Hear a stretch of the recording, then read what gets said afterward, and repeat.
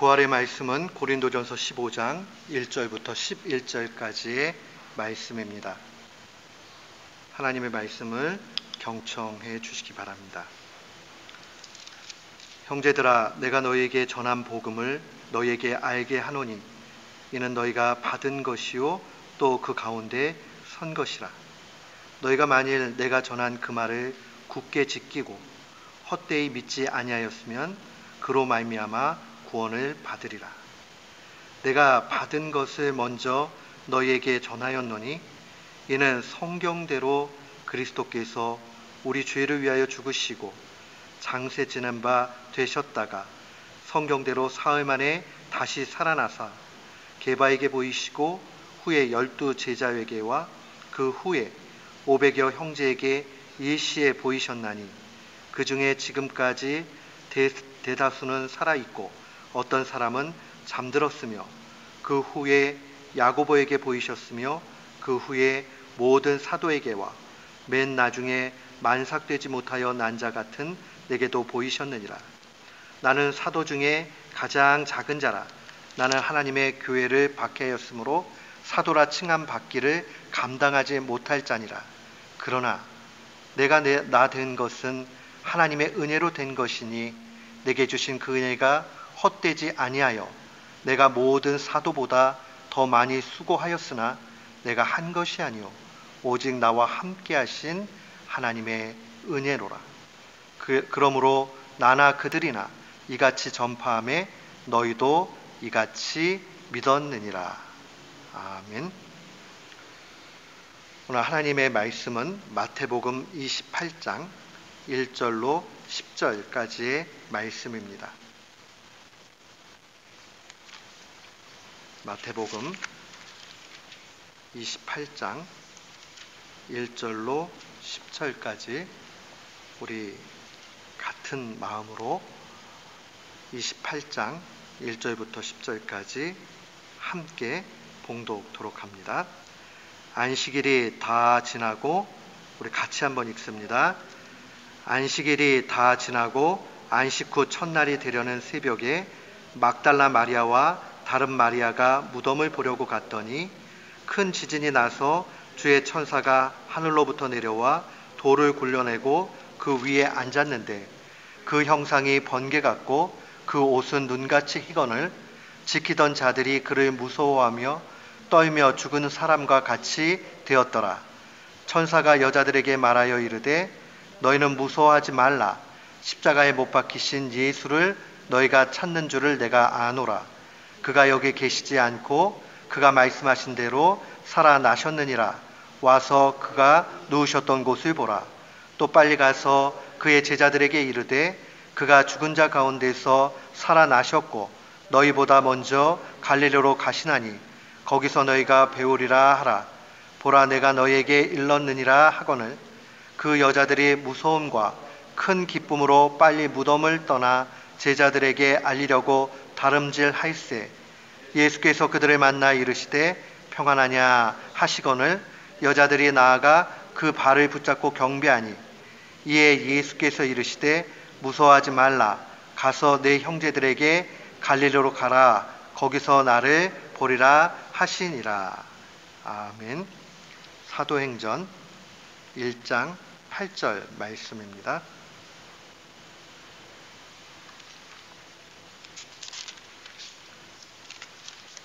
우리 같은 마음으로 사도행전 1장 8절 함께 봉독토록 합니다. 오직 성령이 너희에게 임하시면 너희가 권능을 받고 예루살렘과 온 유대와 사마리아와 땅끝까지 이르러 내 증인이 되리라 하시니라. 아멘. 2019년도 부활주일, 오늘 특별히 우리 박종은 목사님께서 부활의 증인이 되리라 라는 제목으로 주의 말씀 선포하실 때에 우리 모두가 아멘으로 받고 큰 은혜가 있기를 원합니다. 사도행전 1장 8절 한 번 더 봉독에 올리겠습니다. 오직 성령이 너희에게 임하시면 너희가 권능을 받고 예루살렘과 온 유대와 사마리아와 땅끝까지 이르러 내 증인이 되리라 하시니라. 19세기 말 영국의 화가인 조지 프레데릭 왓슨이라는 분이 그린 그림 가운데 많은 사람들에게 큰 영향을 미친 희망이라는 제목의 그림이 있습니다. 그 그림은 깜깜한 칠흑 같은 어둠에 있는 밤에 큰 지구본 위에 한 눈먼 소녀가 하프를 타고 있는 그림입니다. 그런데 그 하프의 줄은 다 끊어지고 오직 하나만 남았습니다. 그리고 하늘에 깜깜한 밤에 하늘에 별이 한 개 떴는데 그 한 개에 있는 별에 아주 희미한 불빛이 소녀의 머리 위를 비치고 있는 그림입니다. 눈먼 소녀. 모든 줄은 다 끊어지고 딱 한 줄 남은 하프. 깜깜한 가운데 오직 한 줄기 빛. 이 모든 것은 절망 가운데 붙들 수 있는 가능성을 이야기합니다. 희망은 가능성을 바라보는 것입니다. 가능성을 바라보기에 사람들은 희망을 잃지 않고 삽니다. 어려움 가운데서도 그 한 가닥 있는 가능성을 바라보며 쓰러지지 않으려고 노력합니다. 나치 독일의 강제 수용소에 갇혀서 죽음의 고비를 수차례 넘긴 프랭클린 박사는 후에 강제 수용소에 나와서 이렇게 증언합니다. 수용소 안에 수많은 사람들이 있었다. 그들 가운데서는 지금은 비록 내가 이 수용소에서 있지만은 언젠가는 내가 이 수용소를 나가서 내 사랑하는 아내와 내 사랑하는 남편과 내 사랑하는 자녀들과 내가 아름다운 가정을 꾸미고 행복한 가정을 꾸미고 살 수 있을 것이라는 그 희망을 가진 사람들과 그 수용소의 비참한 속에서 자신의 모든 이런 희망을 다 포기해버리는 사람들이 있었다. 그런데 이상하게도 수용소의 희망을 가진 사람들은 그 굶주림과 심한 노동과 매질 가운데서도 다 살아남을 수 있었는데 희망을 잃은 사람들은 한 사람 한 사람 그 수용소에서 죽어간다고 그렇게 증언합니다. 희망은 어려움에 처한 사람에게도 힘을 줍니다. 그리고 그 어려움을 견디게 합니다. 그래서 사람들은 아무리 어려워도 희망을 잃지 말라고 그렇게 이야기합니다. 그러나 사람들이 그렇게 붙들고 싶어하는 희망은 앞으로의 불확실한 가능성이지 절대적으로 100% 이루어진다는 보장은 없습니다. 그래서 희망을 가지고 살던 사람이 그 희망이 이루어지지 않을 때는 좌절합니다. 희망이 크면 클수록 좌절은 더 큽니다. 절망은 더 크게 옵니다. 저는 어릴 때 지금 생각해도 참 안타까운 한 가정의 모습이 떠오릅니다. 모습을 보았습니다. 제 어릴 때 살던 동네에 굉장히 가난한 아주 어려운 가정이 하나 있었습니다. 그런데 그 집의 큰아들은 아주 공부도 잘하고 똑똑했습니다. 그 큰아들은 그 집의 희망이었습니다. 그리고 마을 사람들도 동네 사람들도 저 집은 지금 저렇게 가난하지만은 언젠가 저 큰아들이 크면 저 집은 잘 될 거라고 모두 그렇게 이야기했습니다. 그런데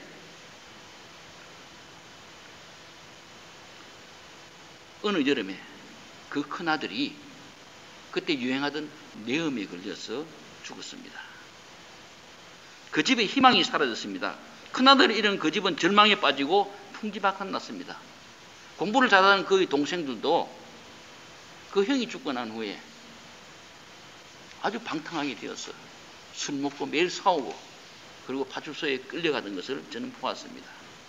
사람들에게 희망이 사라질 때 한 가닥 남은 하프줄마저 끊어져 버리고 한 줄기 남아있던 그 빛마저 없어질 때 사람들은 절망이라는 암흑 속에 빠집니다.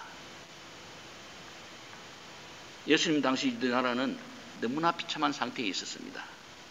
정치적으로는 포악한 로마 제국의 압제 아래에 있었고 또 로마가 세운 허수아비 정권인 에돔 사람 헤롯의 지배 아래에 있었습니다. 종교적으로도 부패한 대제사장 가야바와 안나스가 하나님의 재물을 가지고 돈을 벌면서 성전 안에서 매매를 하고 있었고 바리새인들의 위선과 사도들의 교만이 사람들을 속이고 잘못된 길로 인도하는 타락한 종교의 시대였습니다. 또 경제적으로도 온갖 세금으로 착취하는 로마의 정권과 그들의 앞잡이가 되어서 세금을 갈취하는 세리들로 인해서 가난하고 굶주리고 있었습니다. 그래서 예수님 당시의 백성들은 어느 때보다도 구약의 선지자들이 예언하고 조상들이 오시라고 기다렸던 메시아를 기다리고 있었습니다. 여기에 예수님께서 오셨습니다. 예수님의 제자들과 예수님을 따르던 군중과 예수님을 따르던 여인들은 예수님께 희망을 두었습니다. 희망을 가지고 예수님을 따라다녔습니다. 그들은 예수님께서 메시아로 로마의 압제에서 자신들을 해방시켜 주기를 바랐습니다. 그들은 예수님께서 헤롯의 저 정권을 무너뜨리고 정의와 사랑과 그리고 모든 공평이 있는 그런 정권을 세워주기를 바랐습니다. 경제적으로 어려움 가운데서 있는 그들에게 오병이어의 기적과 같은 그 기적으로 자기들이 가장 잘 사는 나라를 만들기를 원했습니다. 잘 살고 억압과 착취가 없고 정의로운 사회, 그 사회를 예수님께서 만들어주기를 바랬습니다. 예수님은 그들에게 있는 희망이었습니다. 깜깜한 가운데 비치는 한 줄기 빛이었고 다 끊어진 하프에 한 줄기 남은 줄이었습니다. 그들은 이 희망이 이루어지기를 예수님을 바라보며 손꼽아 기다렸습니다. 그러나 그들의 희망이 여지없이 무너졌습니다. 그들이 그렇게 희망을 가지고 바라보고 따랐던 예수님은 사형서의 몸으로 십자가에 달려 돌아가셨습니다. 로마의 권력을 무너뜨리고 자신들을 로마로부터 구해 주실 줄 알았던 그 예수님은 한갓 로마의 군병들의 채찍에 쓰러지고 또 쓰러졌고 넘어지고 또 넘어졌습니다. 한 번 반항하지 못하고 사형수로 십자가에서 돌아가셨습니다. 예수님께서 십자가 지시는 날, 예수님께서 십자가에 돌아가신 그날은 그들에게는 눈물의 날이었습니다. 절망의 날이었습니다. 한 가닥에 있던 빛이 없어지는 날이었고 한 줄기 남은 하프줄이 끊어지는 날이었습니다. 그런 절망 상태에 있는 그들에게 예수님의 부활의 소식이 들렸습니다. 부활하신 예수님께서 그들을 친히 찾아오셨습니다. 예수님의 부활은 한 줄기 남은 가난한 빛이 아니라 깜깜했던 그들에게 찬란한 빛이 비친 날입니다. 이 빛은 한 줄기의 가난한 빛이 아닙니다. 온 어두움이 물러가고 온 세상을 밝히는 밝은 빛이었습니다. 예수님의 부활은 절망 가운데 있는 그들에게 한 줄기 남은 희망을 준 날이 아니라 100% 이루어지는 영생의 소망을 준 날입니다. 희망과 소망은 다릅니다. 희망은 앞으로 이루어질지 안 이루어질지 모르는 것을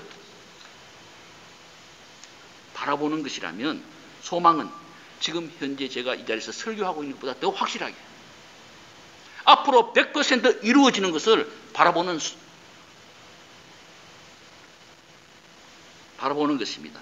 그러므로 예수님의 부활은 눈물 가운데 있던 그들에게 가장 큰 기쁨을 준 날입니다.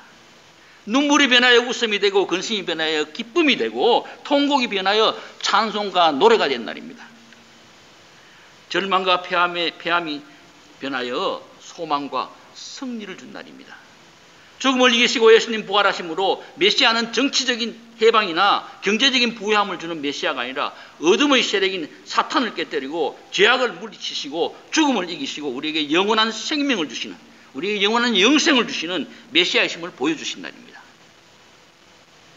이 부활의 기쁨과 승리는 그 당시 예수님의 제자들이나 예수님을 따르던 여인들에게만 한정된 것이 아닙니다.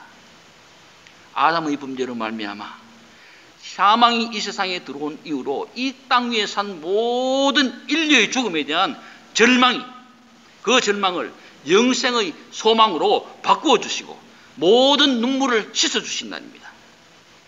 부모가 자녀의 무덤 앞에서 흘린 눈물,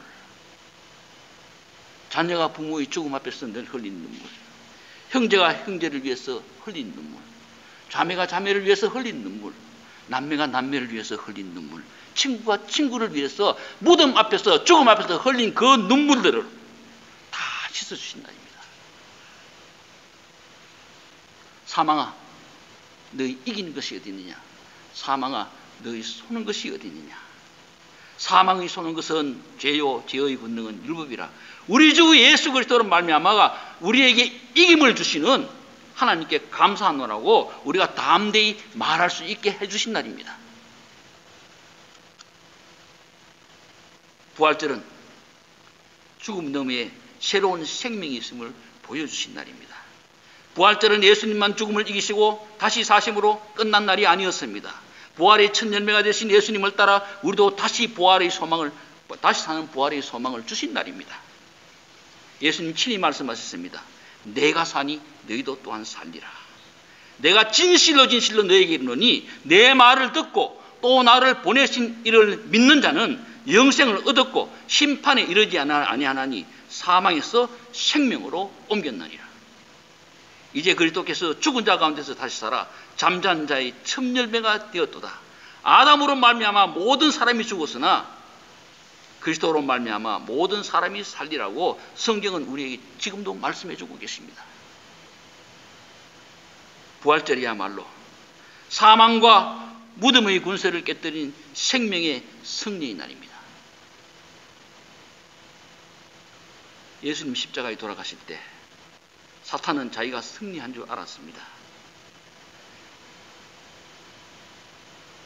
마치 악이 승리한 것 같이 보였습니다. 대제사장과 바리새인과 헤롯과 빌라도가 예수님을 조롱하는 로마 군병들과 군중들 모두 다 승리한 것 같이 보였습니다. 그러나 예수님께서 부활하심으로 예수님의 십자가는 마귀의 머리를 깨뜨린 승리의 십자가였고 사탄의 최후의 보루인 사망을 깨뜨린 날이 되었습니다. 예수님께서 영원한 승리를 거두신 것입니다. 예수님의 승리는 예수님을 따랐던 제자들의 승리였고 부활의 새벽에 예수님의 무덤을 찾아간 막달라 마리아와 그 여자들의 승리였고 우리 기독교 역사상 앞서간 우리 모든 신앙의 선배들의 승리였고 지금도 전 세계 곳곳에서 예수를 믿는 모든 성도들의 승리이고 지금 이 시간 여러분과 저의 승리입니다.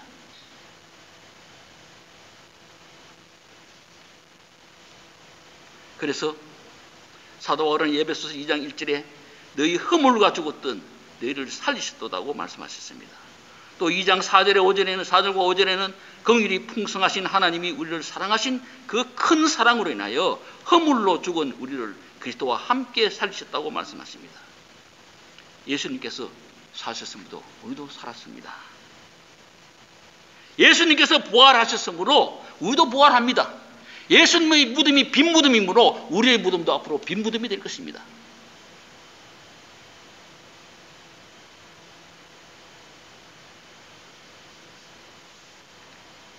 예수님께서 사망 권세를 이겼으므로 우리도 사망 권세를 이깁니다. 그래서 우리는 담대히 찬송할 수 있습니다. 예수 부활했으니 예수님께서 사망 권세를 깨뜨리고 이기셨으니 우리도 이긴다고 우리는 찬송할 수 있습니다. 예수님께서 부활하셨으니 우리도 부활한다고 할렐루야라고 찬송합니다.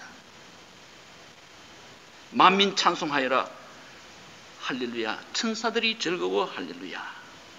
기쁜 찬송 부르네 할렐루야. 길과 진리 되신 주 할렐루야. 우리 부활하겠네 할렐루야. 부활 생명 되시니 할렐루야. 우리 부활하겠네 할렐루야. 우리 마음속에서 이 찬송이 벅찬 감격과 기쁨으로 흘러나와야 합니다. 그런데 오늘 본문에 보니 이 기쁨에 부활의 승리의 날에 이 부활의 승리에 참여하지 못하는 사람들이 있습니다. 이 큰 승리의 기쁨을 누리지 못하는 사람들이 있었습니다. 저는 이 사람들이 얼마나 답답한지 모릅니다. 말로 할 수가 없습니다. 얼마나 답답한지. 어떻게 이럴 수가 있나 하고 생각이 됩니다. 누군지 아십니까? 바로 무덤을 지키던 군병들입니다.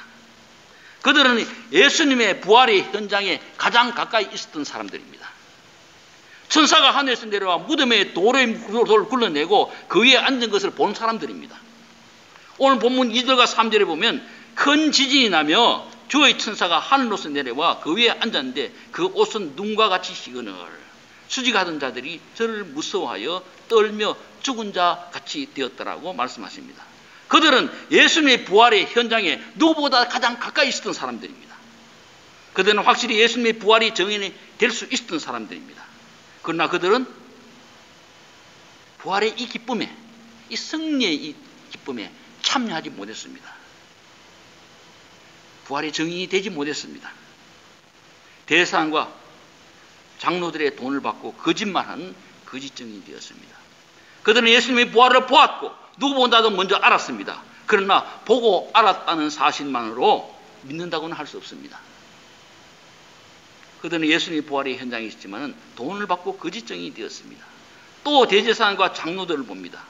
그들은 예수님께서 살아계실 때 죽은 지 3일 만에 예수님께서 부활하실 것이라는 것을 말씀하신 것을 알았습니다. 그래서 그러기에는 그들은 군병을 두어서 그 무덤 문을 지키게 했습니다. 그리고 3일 후에 예수님 말씀대로 부활하신 소식을 누구보다도 가장 먼저 들은 사람들입니다.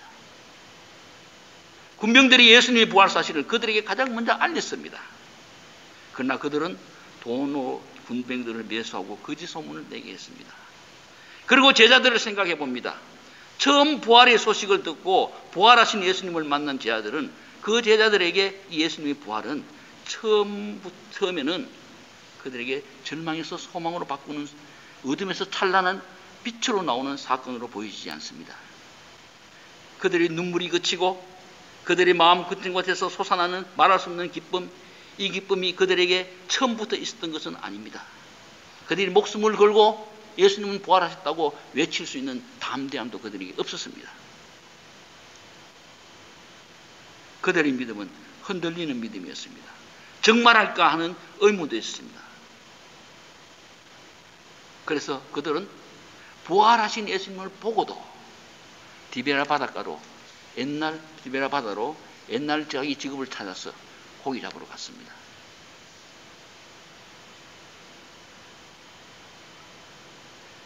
오늘 말씀 17절 말씀에 보면 예수님을 배웠고 경배하나 오히려 의심하는 자도 있더라고 말씀합니다. 정인이 되기 위해서는 봐야 정인이 됩니다. 안 보고, 자기가 안 보고 정인이 될 수 없습니다. 봐야 정인이 됩니다. 들어야 정인이 됩니다. 그러나 듣고 보았다고 다 정인되는 건 아닙니다. 자기가 듣고 본 것을 100% 믿어야 정인이 될 수 있습니다.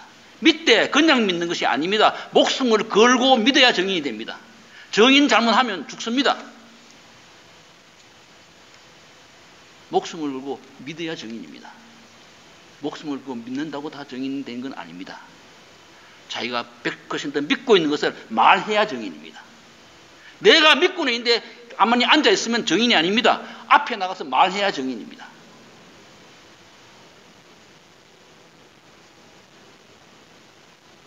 부활하신 예수님을 보았고 말씀을 들었으나 완전히 믿지 못하는 그들이 사도행전 2장 이후에 목숨을 걸고 부활의 정인이 될 수 있었던 것은 성령님의 충만하게 임하신 후였습니다. 성령님의 충만함 받은 후였습니다.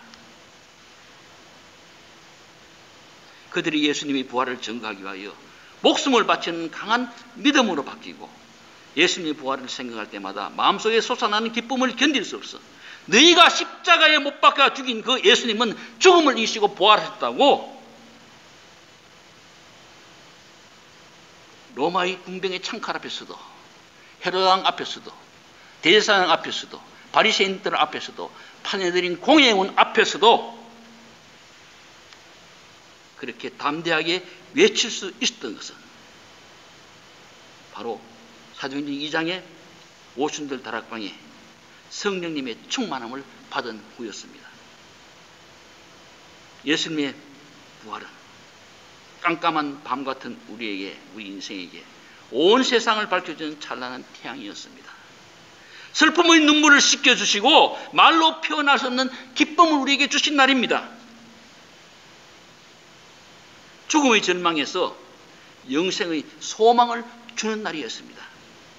그러나 이 어둠을 이기는 찬란한 태양 같은 승리와 말할 수 없는 기쁨과 영생의 소망과 세상의 어떤 것도 두려워하지 않는 죽음을 뛰어넘는 담대함이 나의 것이 되고 내 삶 속에서 그것이 나타나고 이 부활을 내 목숨을 바치며 순교자의 마음으로 내가 정인이 되려고 하면 성령 충만함을 받아야 합니다.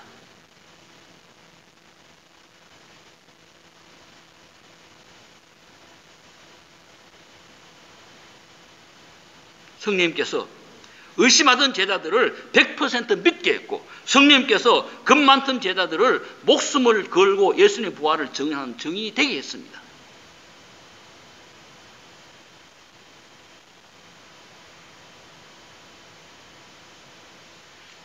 그 두려움이 변하여 내 기도 되었고 전날의 한숨 변하여 내 노래 되었네. 주님을 찬송하면서 할렐루야 할렐루야 내 앞긴 멀고 험해도 나 주님만 따라가리 하는 찬송가의 가수처럼 제자들의 한숨이 변하여 노래가 되었고 제자들의 연약함이 변하여 담대함이 되었고 눈물이 변하여 기쁨이 되었고 예수님의 부활의 증인이 되게 하신 분은 성령님이십니다.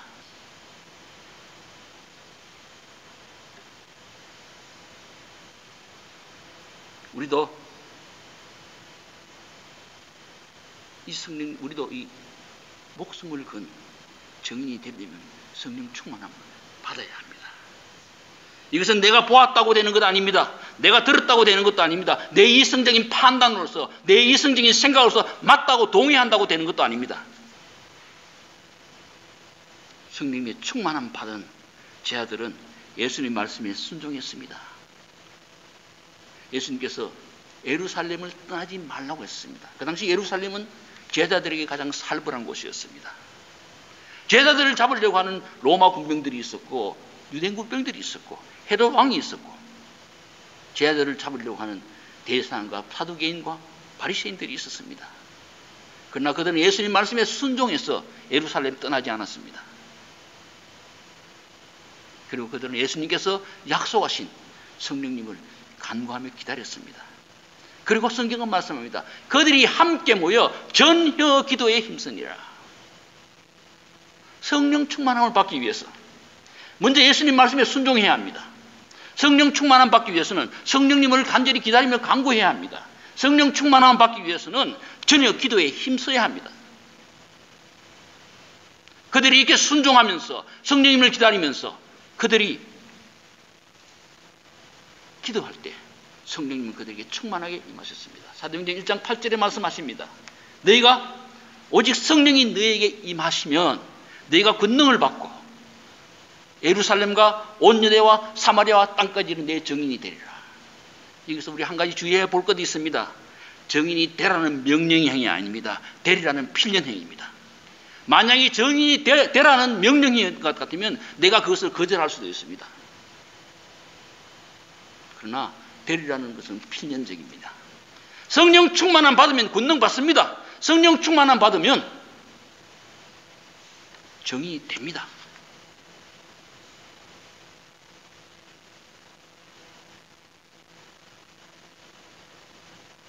우리 모두 성령 충만함 받읍시다. 우리 피스모 교회의 모든 성도들이 성령 충만한 성도들이 됩시다. 그래서 제2의 사도행전 같은 그 행전을 우리의 삶 속에서 만들어 갑시다.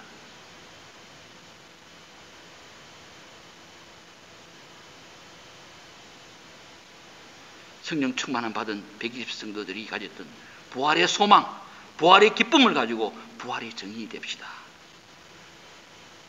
이 조금 있으면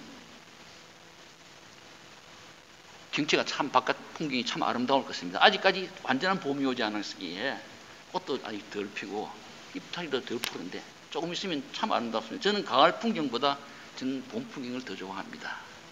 그래서 저는 차를 타고 가다가 예쁜 꽃을 보기나 아주 아름다운 경치를 보기나 가을에 가다가 어떤 단풍을 보면 저는 그거 제 혼자 볼 수가 없어서 아까워서 제일 먼저 저희 와이프한테 갑니다. 와이프한테 저기 좋은 거 있다고 가자. 그래서 제 차에 태우고 그리로 갑니다. 그래서 제가 열심히 설명을 합니다. 그러면 와이프가 저보고 이렇게 이야기합니다. 나도 보고 있다고. 근데 저는 설명해 주고 싶습니다. 조그마한 경치도 아름다운 꽃 하나 보는 것도 나 혼자 보기고 아까워서 사랑하는 사람에게 보여주고 싶은 것이 우리 사람입니다. 그런데 어떻게 죽음을 이기시고 승리하셔서 죽음을 깨뜨리시고 죽음의 권세를 깨뜨리시고 부활하신 예수님의 그 소식, 나도 부활하고 내 무덤도 빈 무덤이 되고 나도 저 천국 가는 저 소망의 이 기쁜 소식을 내 혼자 알고 있겠습니까? 전해야 합니다. 말해야 합니다. 그래야 정인입니다. 답답한 마음으로 전해야 합니다. 기쁨으로 전해야 합니다. 내 마음속에 넘쳐흐르는 담대함으로 전해야 합니다. 목숨 걸고 전해야 합니다.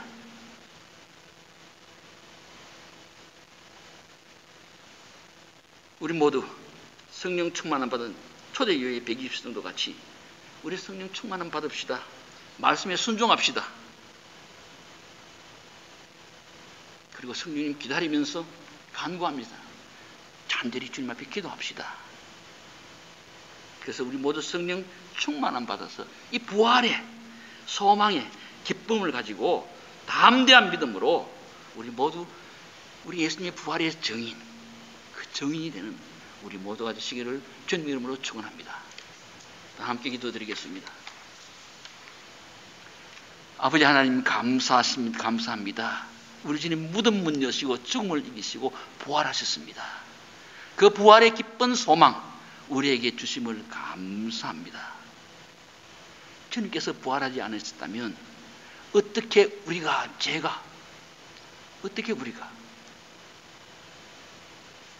사망의 그 두려움을 이겨낼 수가 있겠습니까? 그러나 우리 주님 부활하셨으므로 우리는 담대히 말할 수 있습니다. 사망아 너희 이기는 것이 어디 있느냐? 사망아 너희 쏘는 것이 어디 있느냐? 우리는 사망을 이기고 승리했다고 우리는 이야기할 수 있습니다. 이 기쁜 소식 우리만 알지 말게 하여 주시옵소서.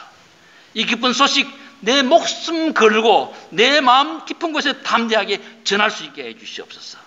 기쁨으로 전하게 하여 주시옵소서. 담대함으로 전하게 하여 주시옵소서. 안타까운 마음으로 전하게 하여 주시옵소서. 이 모든 말씀 우리 주 예수 그리스도 이름으로 기도드리옵니다. 아멘.